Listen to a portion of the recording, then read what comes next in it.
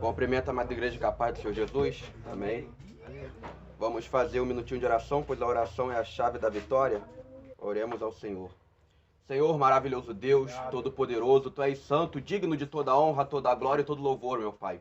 Senhor, muito obrigado, meu Deus, por este culto, nesta tarde grandiosa, nesta tarde maravilhosa, Senhor, que o Senhor possa estar tocando, meu Pai amado, na vida de cada um que se disponibilizou para estar na Tua casa de oração, pois Tu és maravilhoso, Senhor, que nesta tarde o Senhor possa vir falar conosco, que nesta tarde o Senhor possa vir quebrando correntes, meu Pai. Ah, meu Senhor amado, venha jogando por terra, meu Pai, toda a muralha, Senhor, que tem nos impedido, meu Pai, de avançar, meu Pai, de alcançar a nossa vitória. Senhor, nesta tarde, meu Deus, venha selando com o Teu sangue a nossa vitória, meu Pai, pois Tu és maravilhoso. Senhor, repreende todo o espírito maligno, meu Pai, venha jogando por terra, meu Senhor, todo o espírito que tem perturbado os Teus servos de noite, meu Pai, na madrugada, meu Senhor, joga por terra todo o espírito maligno, meu Senhor amado, que tem colocado medo na vida dos Teus servos, para que eles não venham orar, para que eles não venham jejuar, não venham ler a palavra, pois Tu és maravilhoso, Senhor. Meu Pai, venha com o refrigério do Teu Santo Espírito sobre a Tua igreja, venha com o fogo do Espírito Santo para queimar a nossa carne, meu Pai.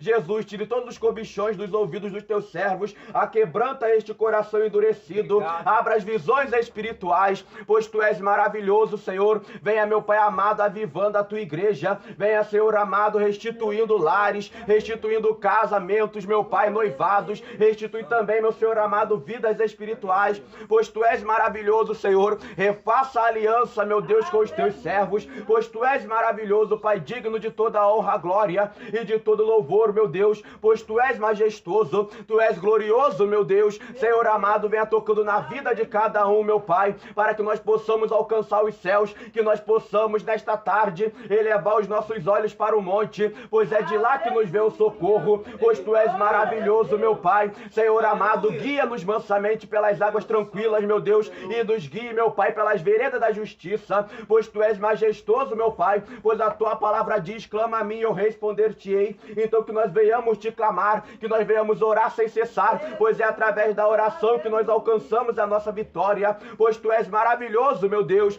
Em nome do Pai, do Filho e do Espírito Santo, o nosso culto de hoje à tarde está sendo abençoado. Amém e amém, Jesus. Vamos abrir as vossas Bíblias em 1 Coríntios 16, 13. Título: Pedidos pessoais. Diz assim a palavra do Senhor: Vigiai, estáis firmes na fé, portai-vos varonilmente, fortalei-vos, fazei todas as vossas obras com amor. Amém? Podemos aceitar. Amém? Ultimamente, Deus tem me trazido bastante para pregar em Coríntios, tem me feito também eu falar bastante sobre o apóstolo Paulo, amém? Apóstolo esse, que antes dele se chamar Paulo, ele se chamava de Saulo, e perseguia os cristãos do Senhor. A história dele é bastante conhecida, pois ele é um dos apóstolos mais renomados que teve na Bíblia. Homem este que viu Jesus Cristo enquanto era criança, e também viu a Jesus Cristo depois de adulto, enquanto ele estava em cima do cavalo. Por que eu digo que ele viu Jesus Cristo enquanto ele era criança? Pois para ser apóstolo naquela época, só poderia ser apóstolo se tivesse visto a Jesus Cristo, enquanto Jesus Cristo estivesse em carne, e se tivesse caminhado com Jesus Cristo. Ele viu Jesus Cristo em carne quando? Quando ele ainda era criança, pois ele viu os ensinamentos de Jesus Cristo. Ele ainda era mancebo, mas ele era estudioso, ele estudava muito de lei, e não acreditava que Jesus Cristo era o Senhor, e acreditava mais na lei de Moisés do que no que Jesus Cristo falava. Ele achava que Jesus Cristo era um herege, ele achava que Jesus Cristo era blasfemador contra a lei, sendo que Jesus Cristo ele veio para cumprir a lei. Aleluia. E quando que o apóstolo Paulo caminhou com Jesus Cristo?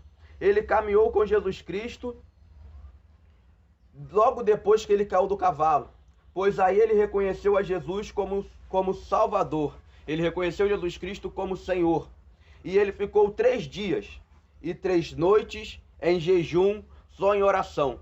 E nesses 3 dias e 3 noites foi quando Jesus Cristo o discipulou. O que os apóstolos antigos de Jesus precisara de 3 anos para ser discipulado, apóstolo Paulo só precisou de 3 dias para ser discipulado. Por quê? Porque apóstolo Paulo, naquele momento, estava com o coração totalmente aquebrantado a Deus. E não precisou de 3 anos, mas sim de 3 dias. O que Jesus Cristo sofreu para ensinar os antigos apóstolos em 3 anos, Jesus Cristo só precisou de 3 dias para ensinar apóstolo Paulo. Pois a palavra do Senhor diz que não é preciso nenhum humano para te discipular, pois o próprio Espírito Santo tem de te ensinar. E naquele momento o apóstolo Paulo permitiu que o Espírito Santo o ensinara. Por isso que o apóstolo Paulo era um homem de sábias palavras, era um homem de muitas ciências e um homem também de grande discernimento, a chegar ao ponto que o apóstolo Pedro falou que tem coisas que o apóstolo Paulo diz que é difícil de se entender. Justamente por quê? Porque em 3 anos inteiros, Pedro, que viu todos os milagres que Jesus Cristo fizera, não foi capaz de entender todas as premissas de Jesus Cristo. O que eu quero dizer com isso? Pedro era o apóstolo mais velho entre todos. Por que eu tenho esse entendimento que Pedro era o apóstolo mais velho? Porque, de acordo com os ensinamentos israelitas, os mais velhos são os que podem falar mais do que os outros. E os mais novos são os que devem ficar calados e escutar mais. Por isto que João era o apóstolo que mais escutava e que menos falava. E por isto que Pedro era o apóstolo que mais falava, que mais fazia pergunta. Não era que Pedro fazia pergunta porque ele era curioso, não. Era porque ele estava no direito dele de fazer pergunta, já que ele era o mais velho. E o mais velho, lá em Israel, é o que pode abrir a boca. E o mais novo tem que escutar mais do que falar. Mas mesmo Pedro fazendo várias perguntas a Jesus Cristo, Pedro ainda não foi capaz de entender. Por quê? Porque mesmo Pedro, vendo todos os milagres de Jesus Cristo, ele foi repreendido pelo apóstolo Paulo. Quando Pedro teve um entendimento errado e só estava pregando o evangelho para aqueles que eram israelitas, e estava deixando de pregar o evangelho para os gentios. Então o apóstolo Paulo chegou e o repreendeu. Mas Pedro não era mais aquele Pedro antigo, que refutava tudo que Jesus Cristo falava. Pedro agora era um apóstolo de coração aquebrantado e deu ouvidos ao que o apóstolo Paulo falara a ele. O interessante também é que no meio de todos os apóstolos tem o Judas Iscariotes. Todo mundo conhece ele como o traidor. Só que o mais interessante, antes de entrar na palavra, o mais interessante era que Judas, o apóstolo traidor, andou com Jesus Cristo durante os 3 anos. Os 3 anos ele estava ao lado de Jesus Cristo. Nos 3 anos ele viu os milagres que Jesus Cristo fez. Nesses 3 anos ele também fez milagres. O que eu quero dizer com isso?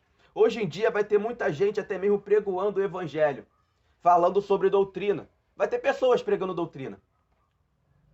Mas essas pessoas que estão pregando doutrina nem sempre são espirituais. Pois aonde há pessoas espirituais, pode ter certeza que Deus permitirá que venha um Judas. E o Judas aparentemente vai ser um homem muito usado, vai ser um homem que vai andar na doutrina, porque Judas andava conforme Jesus Cristo falava. Judas fazia milagres conforme Jesus Cristo fazia. Judas tinha os ensinamentos de Jesus Cristo. E o mais interessante, Judas aprendeu tudo com o próprio Jesus, diferente de nós. Se um homem que aprendeu tudo com o próprio Jesus foi capaz de o trair, imagina aquele que aprende com homens. Há muitas pessoas que vai pregoar o evangelho, que vai até mesmo fazer milagres, mas a palavra de Deus diz que o diabo consegue até se transfigurar em anjo de luz. O diabo consegue até mesmo fazer fogo cair do céu. Então ele pode muito bem usar uma pessoa que se diz ser de doutrina. Então não se engane, Judas traiu Jesus, mas Judas se deixou ser enganado por Satanás. Porque Judas também fazia milagres.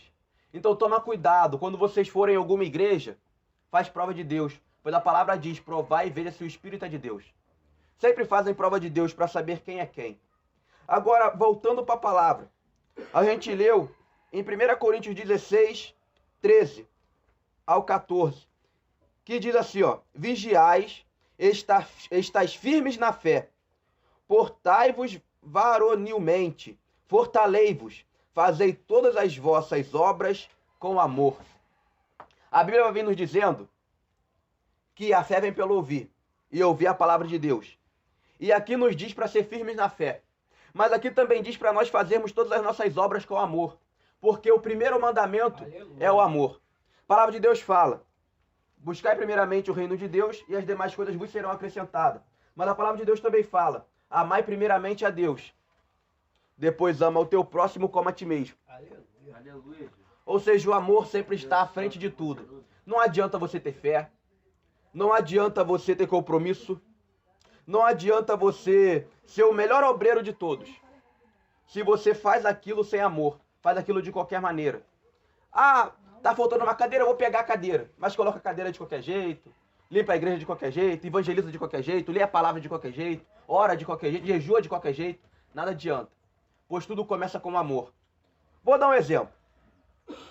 Quando os dois pombinhos acabam de se conhecer, os dois não fazem um pelo outro porque estão amando. Fazem um pelo outro porque estão amando. Amém. Só que se um dos dois esfriar, não parece que aquele amor fica meio endurecido? Amém? Fica meio endurecido. Só que a palavra de Deus fala que nós devemos ser quentes. Não devemos ser mornos nem frios. Devemos ser quentes. Por quê?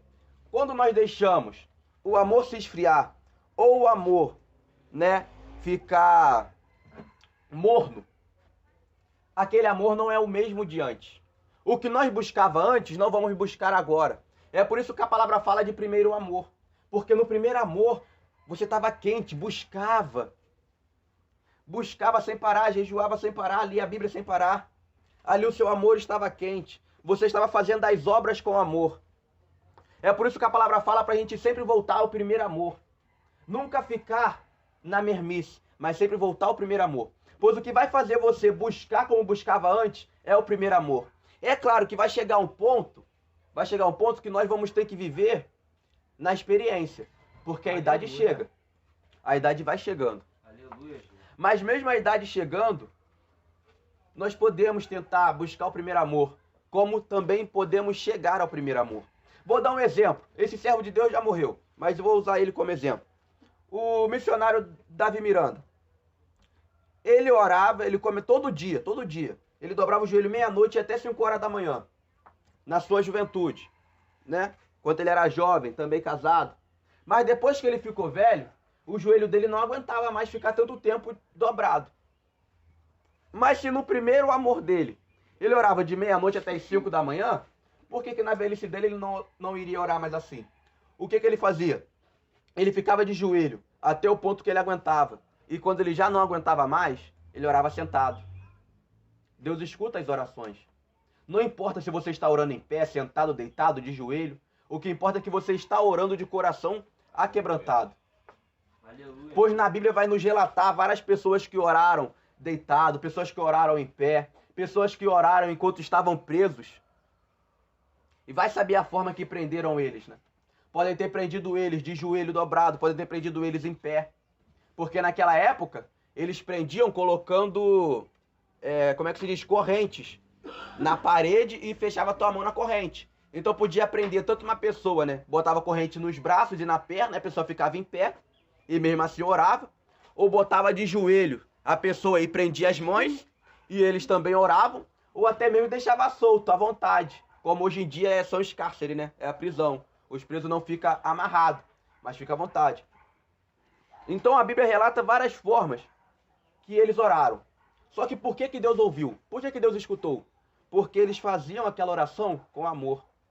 Eles davam tudo de si naquela oração. Como Paulo e Silas, quando foram presos e oraram. Ou então Pedro, quando foi preso, orou. E de toda forma, Deus os livrou. Aleluia. Ou então Elias, quando fugiu de Jezabel e se trancou. Ele entrou numa caverna. E ali ele clamou até Deus para levar ele, que ele já não aguentava mais. Ali, né, dizem que ele entrou em depressão. Também acredito que ele tenha entrado em depressão, porque na visão dele, ele era o único profeta que tinha restado na terra.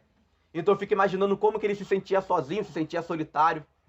E a nossa humanidade precisa de comunicação, precisa de alguém para a gente se abrir. É claro que a maior pessoa que nós precisamos para se abrir é Deus. Mas a nossa carne sempre deseja alguém de carne também, para a gente trocar palavras. Porque da mesma forma que eu sofri, eu sei que aquela outra pessoa sofreu, então ela pode me entender. Mas Deus respondeu Elias. Porque mesmo Elias pedindo a Deus para tirar a vida dele naquele momento, Elias fez uma oração com amor. E ele sabia que se Deus levasse ele naquele momento, ele estava salvo. E Deus respondeu Elias. Mas falou para Elias, ainda não é o teu momento. Caminha. Eu ainda tenho muitos outros profetas guardados. E aí Elias se animou, pois ele viu que ele não era o único. Nós não somos os únicos. Muitas vezes Satanás pode até jogar seta e colocar no coração dos membros dessa igreja que nós somos os únicos que estamos pregoando a sã doutrina. Mas ei, não somos o único. Tem muitas outras igrejas que ainda pregoam a sã doutrina. Tem igrejas que até mesmo estão perdendo a doutrina, mas ainda tem pessoas lá dentro que pregam a verdade. Mas também tem muitas igrejas que falam de doutrina, que na verdade não tem mais a aprovação de Deus, pois virou como Saul. Saul, no começo do reinado dele, tinha a aprovação de Deus. Mas no final do reinado, ele perdeu a aprovação de Deus. Mas a gente não vê escrito na Bíblia que depois que ele perdeu a aprovação de Deus, ele começou a usar colar. A gente não vê que ele começou a usar brinco, não vê que ele começou a pintar os cílios, os olhos, porque o povo de Roma naquela época, os romanos, faziam isso. Até mesmo o rei de Roma se pintavam. Os reis de Roma usavam maquiagem. E Saul, como israelita, ele conhecia a doutrina. E mesmo ele sem a aprovação de Deus, ele não largou a doutrina. Para quem via de fora, Saul ainda estava, juntinho com Deus. Mas para quem estava nos bastidores, como Davi, que era perseguido para Saul, sabia que Saul não tinha mais a aprovação de Deus. Tem muitas pessoas que pregam a doutrina que aos nossos olhos ainda está na aprovação de Deus, porque está fazendo um milagre. Mas pelo nome de Jesus Cristo, faz milagre mesmo. Por quê? E Jesus Cristo usa essa pessoa para ganhar almas. A justificativa das pessoas é, mas poxa, essa pessoa está ganhando bastante almas. Mas Deus vai usar essa pessoa para ganhar alma. Porque o propósito com Deus é com almas. Deus quer saber de almas. Deus não quer saber se aquela pessoa está certa ou errada. Ele quer saber da alma. Aquela pessoa está errada, ele vai usar aquela pessoa para salvar a alma. O que importa para Deus é a alma no céu. Porque Satanás está investindo a beça para levar almas para o inferno. E tem muitos servos de Deus que tá com preguiça, não quer evangelizar, está com medo, não quer fazer obra. Então ele vai usar quem está à disposição. Amém. Se nós não clamar, as pedras clamarão. Ele vai usar as pedras para fazer os milagres. Voltando para a palavra. A primeira palavra que diz no 13 é vigiai. Primeira coisa que diz vigiai, e depois entra a vírgula com ponto. Vigiai. Isso também me faz me lembrar o quê? Me faz lembrar da palavra de Jesus Cristo. Vigiai, pois entrai pela porta estreita. Vigiai. A porta para o céu é estreita. E o caminho é apertado. Esse dia eu estava vendo um testemunho de um homem, né, que foi arrebatado. Rapidinho. E Deus mostrou para ele. Primeiro Deus mostrou a porta. E ele falou que a porta era tão apertada, mas era tão apertada, que ele falou com Deus no arrebatamento: Senhor, nem se eu virar de lado eu passo por essa porta. E olha que ele não estava em pecado. Ele é de doutrina e prega a doutrina. Mas a porta era tão fina que quando ele olhou para o corpo dele físico e olhou para ele, ele falou: nem de lado eu passo por essa porta. Gente, a porta realmente é muito apertada. E depois Deus levou ele para o caminho. Deus levou ele no caminho. E nesse caminho que Deus mostrou ele, tinha várias coisas. Nesse caminho tinha pedras para tentar derrubá-lo. Neste caminho tinha espinhos para furá-lo. Neste caminho tinha buracos para ele desviar. Nesse caminho tinha escuridão, tinha isso tudo. Ele perguntou, Deus, que caminho é esse? Aí Deus falou para ele, esse é o caminho para você chegar à salvação. Por que o caminho tem espinhos? Porque a vida do crente nem sempre vai ser mil maravilhas. Vai ter os momentos ruins de tristeza. Por que no caminho tem escuridão? Porque a palavra de Deus diz que ele é a lâmpada para os nossos pés e a luz para os nossos caminhos. Então nós só vamos conseguir passar por aquela escuridão se estivermos na presença de Deus. Por que no caminho tem o buraco? Porque a palavra de Deus diz, sou lâmpada para os teus pés. Então é só se nós estivermos com a lâmpada nos nossos pés que nós veremos o buraco e conseguiremos ver o caminho para passar pelo buraco. Aleluia! E a palavra de Deus diz que o caminho é apertado. Por que o caminho é apertado? Que nós só vamos conseguir passar por aquele caminho se nós tiver largado a bagagem do mundo. Porque se a gente tiver com peso, nós não vamos passar. Ele ainda havia pedras de tropeço. Por que pedras de tropeço? Muitas vezes são pessoas ou utensílios que o inimigo vai usar na tua vida para te derrubar. Mas se você estiver na presença de Deus, Deus vai tirar aquela pedra do teu caminho. Aleluia.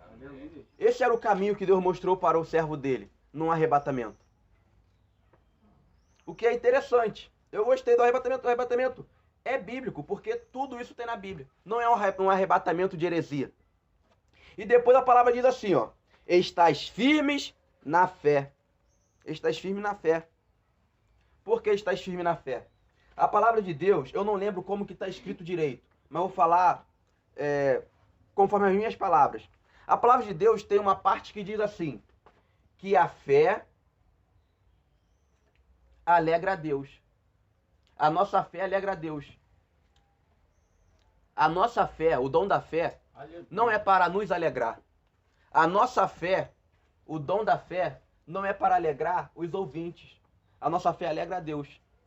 Porque é através da fé que nós conseguimos vencer todas as nossas lutas aqui na terra. É através da fé e das obras. Mas nós só conseguimos ter obra se tiver fé. E só conseguimos ter fé se tiver obras. Mostra-me a tua fé que eu lhe mostro a minha obra. Porque a minha obra já está cheia da minha fé. Como assim? A pessoa lá fora diz, eu ganhei 10 mil almas para Cristo. Mas usa short, usa calção. Tudo bem. Chega jogando na minha cara que ganhou 10 mil almas, né, para Cristo. Amém. Ganhou 10 mil almas para Cristo. Mas eu não preciso falar para ele tantas almas que eu ganhei. Porque a minha maneira de andar já vai mostrar a ele a minha fé. Ele anda de short porque ele diz que está calor, tem que usar calção. Amém. Eu de calça no calor. Já estou mostrando a minha fé. Através da minha obra. Eu andar de calça é a minha obra. Por isso que aqui diz, estais firmes na fé. Porque se você está firme na fé, você terá convicção naquilo que Deus te ensinou. Aleluia! E não largará aquilo que Deus te ensinou. Porque você tem convicção na palavra, na doutrina que Deus te ensinou, no que Deus te impôs. E depois vai falando assim, ó. Porfai-vos varonilmente, fortalecei-vos. Depois vai vir dizendo, fortalecei-vos. Por que fortalecei-vos? Porque lá em Provérbios de Salomão, vai vir dizendo que na hora de nossas fraquezas, se nós demonstrarmos que somos fracos, se nós demonstrarmos que somos fracos no momento da nossa fraqueza, nós somos miseráveis. É na nossa fraqueza que nós temos que ficar calmo. Na nossa fraqueza que temos que ficar calmo. Por quê? Nós não falamos para todo mundo que nós temos um Deus. Quando a pessoa está lá, triste, a gente não fala, não, você tem um Deus, fica calmo. E não é no momento da fraqueza da pessoa? A gente nunca fala isso no melhor momento da pessoa. Aí quando nós estamos no pior momento, nós vamos demonstrar fraqueza? Andar que nem cachorro molhado? Não, é aí que nós temos que ficar firme. Fazer que nem, agora eu esqueci até o nome. Fica lá em segunda Reis. Se eu não me engano, uma samaritana que não podia ter filho, mas que Eliseu profetizou que ela teria um filho, depois o filho dela morreu. E aí ela foi atrás de Eliseu. Mas em toda a caminhada que ela foi atrás de Eliseu, as pessoas perguntavam para ela, está tudo bem com a senhora? Ela falava, tudo vai bem. O filho dela morto, ela num momento de fraqueza, mas ela não demonstrava fraqueza. As pessoas perguntavam a ela, ela falava, tudo vai bem. ela só foi se abrir com o servo do Senhor. Ou seja, numa linguagem de hoje em dia, ela só foi se abrir com Deus. Para todo mundo ela falava, tudo vai bem. Mas foi apenas com Deus que ela abriu o seu coração e falou, Senhor, meu filho está morto. Senhor, eu não pedi para o profeta essa criança, eu falei para ele não me enganar. Mas ele profetizou essa criança e meu filho morreu. Senhor, tem misericórdia de mim. E aí Deus usou o profeta para ressuscitar esta criança. Mas em toda a caminhada, ela falou, tudo vai bem. Por quê? Por que nós devemos nos fortalecer? Nós já sabemos que no nosso momento de fraqueza, nós temos que ficar calmo e deixar a nossa ansiedade nas mãos do Senhor. Amém? Nós já sabemos disso. Mas também tem a palavra do Senhor que diz que é na nossa fraqueza que nós estamos fortes. Por que é na nossa fraqueza que nós estamos fortes?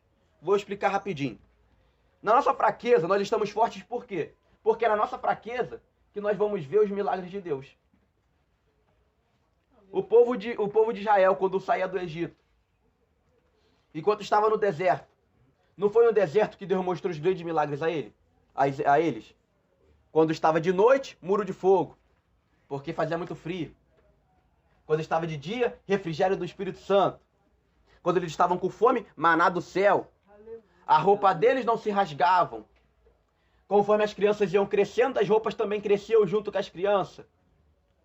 Teve vários milagres. Estavam com sede, batia na pedra, pedra jorrava água.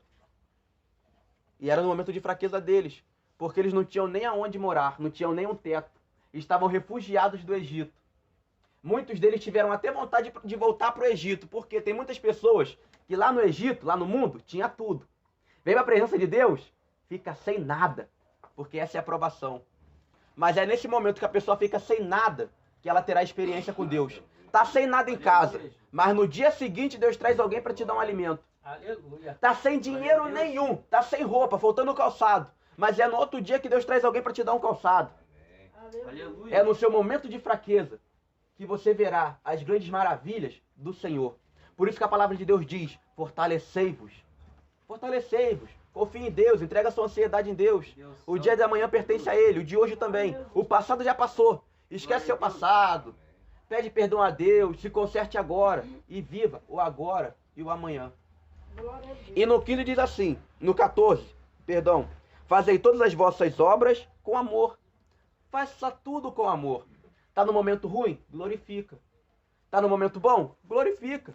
Tá no momento ruim? Dê graças. Tá no momento bom? Dê graças. Louva a Deus a todo instante. Ora a Deus sem cessar. Jejua. Tá sem alimento nenhum em casa? Ó que tremendo. Tá sem alimento nenhum em casa? Talvez, pense bem comigo, se você tá sem alimento em casa, é porque Deus quer que você jejua. Já que você não consegue jejuar com alimento em casa, Ele tá fazendo você jejuar porque você não tem alimento. Deus está te ajudando a jejuar. Quando tem alimento em casa, Senhor, eu não consigo jejuar porque a comida acabou de estar pronta. Aí, Deus sabe o que Deus faz? Faz você ir para a rua e não tem como, e não deixa nem você chegar na hora de fazer almoço, né? Ou janta. Deixa nem você chegar na hora de fazer almoço. Aí você tá na rua, não tem nem um centavo para comprar o salgado. Por quê? Porque Deus está fazendo você jejuar.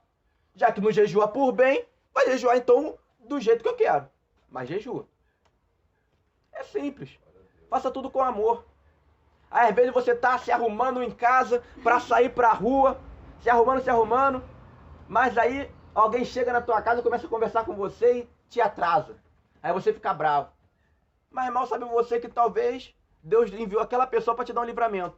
Você seria assaltado, sofreria acidente. Então faça tudo com amor. Chegou alguém na tua casa e tá fazendo você se atrasar? Dá graças a Deus. Senhor, tá na tua mão. O Senhor enviou essa pessoa porque o Senhor sabe você sabe o que vai acontecer pela frente. Deus, não tem nenhum alimento? Tá na tua mão. Na hora certa o Senhor proverá. Deus, não vou conseguir chegar em casa para fazer o almoço e não tô com dinheiro para comprar nada aqui na rua. Amém. Quando você chegar em casa não vai ter o arroz e o feijão para fazer? Então amém. Glorifica a Deus, exalta a Deus. Exalta a Deus. Então, vigiai, fiquem firmes na fé, fortalecei-vos e faça todas as obras com amor. Que a palavra do Senhor fale melhor em cada coração aquilo que as minhas palavras não foram capazes de falar. que o Espírito Santo venha falar. Amém? Eu agradeço a minha oportunidade em nome de Jesus e passo para aquele que tem direito.